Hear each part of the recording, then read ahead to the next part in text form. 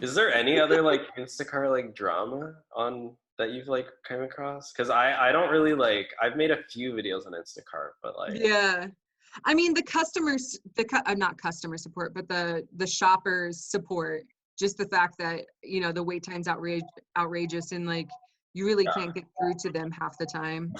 That's the only thing I can think of. So yeah, you just kind of have to be a good problem solver and like what I did with the refund, that lady's item, you know, that yeah, wasn't proper procedure, but Instacart is not going to penalize you for stuff like that right now. They just want people to work.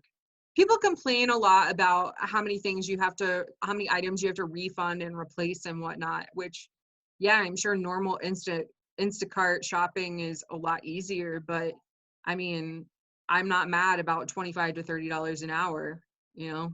yeah, yeah, for sure. I guess like a couple other complaints I've seen is that like it's taking some people a long time to get actually signed up, approved. Like the background Oh, would take a long time. background check. Yeah, I actually looked into that a little bit.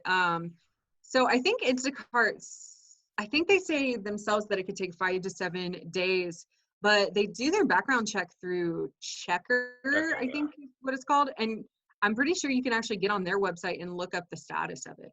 yeah. So Okay, my nice. background check was so fast. I think mine was done in like 30 minutes, but I also signed up a little while ago. Yeah, like I've heard some people saying it's taking them weeks to sign up to get passed.